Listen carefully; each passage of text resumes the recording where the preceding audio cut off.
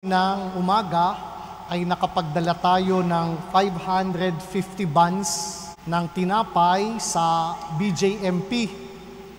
At ang palaman po nito'y corned beef, galing pa ho yun sa handog natin kay Maria nung nakaraang Flores de Mayo. Ano po ang nais kong ipabatid? Na kung ang inihandog natin nung Mayo'y mga bulaklak, 2 oras lang ho yung tuyo na.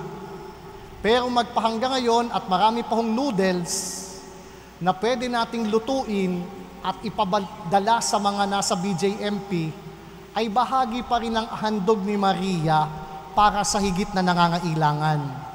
It is awakening to us. Yung kagarbohan ng mga gayak could end up in a very short time. But our generosity of offering food or goods could go a very long way. At yun ho ay pagmumulat sa ating lahat. Hindi naman ho tayo against sa mga magagarbong selebrasyon. But let us be practical in our own little ways. Kaya hinahamon ko nga ho kayo, baka may gustong magluto ng noodles. Kasi ngayon ho ang nagluluto yung mga legionaries. Baka may organisasyon po na gustong magluto ng noodles at dalhin sa BJMP o sa detention center. At baka kayo hindi pa nakapapasok sa loob noon.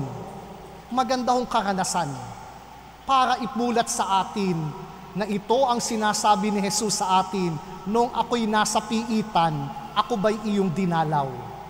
Yung El Shaddai Group po nag-initiate ng mga labis na mga goods na handog kay Maria, dinalaw nila yung kanilang mga pobreng mga manggagawa sa lingkod ni El Shaddai, para yung mga hindi na nakadadalo noon, mabigyan ng pansin at panahon.